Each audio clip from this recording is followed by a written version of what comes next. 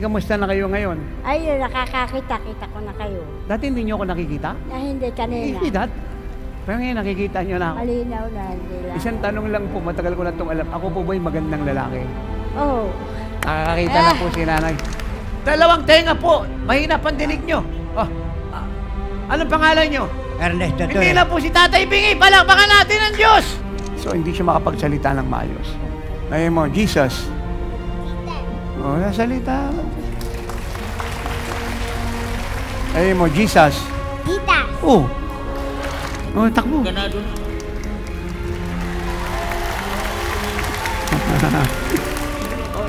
Ipakikilo na raw ito ni Tatay. Ipakikilo. Isang linggo po nakaganyan po siya kasi yung buto niya po hindi normal.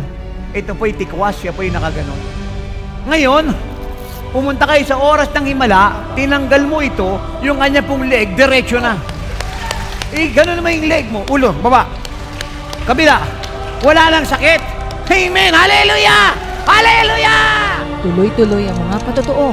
Tunay nga po na napakaganda ng gawain ng lingkod ng Lord. Naranasan po namin talaga yung biyaya ng Lord.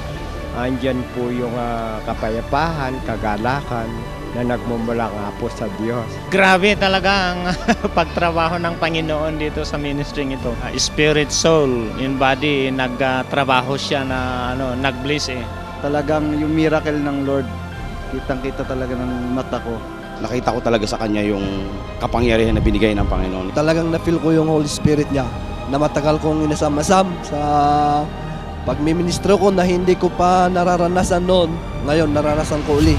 Hayag na hayag ang pagsama ng Diyos sa kanyang ministeryo, ang Jesus is Our Shield Worldwide Ministries, na pinangungunahan ng lingkod ng Diyos, Apostol Renato D. Carillo. I hereby decree to you today in the name of Jesus, for the glory of God the Father, through the power of the Holy Spirit, lahat ng may sakit sa lugar na ito ay malaya ng karamdaman nila ay tapos na.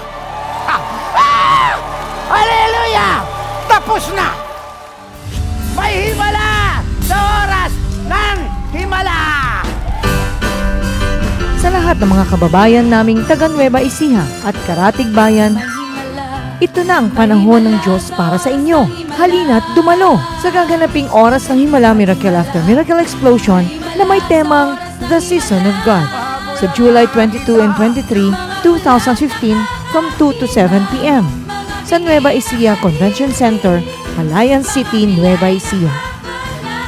Maging ang darating na Friday midweek service na may temang Prayer for the Salvation of this Nation must be heard everywhere sa July 17, 2015 from 2 to 7 p.m. Maging ang Sunday Miracle Service na may temang The Supernatural Life sa July 19, 2015 from 9 a.m. to 2 p.m. sa 1059 EDSA Barangay Katipunan, Quezon City, behind Shell Station Muñoz in front of DMCI Homes. Halina! Tumalo at magsama, lalo na ang lahat na nangangailangan ng kaligtasan, kagalingan, at kalayaan, at mapagpala ng lubusan. Ito po ay libreng gawain.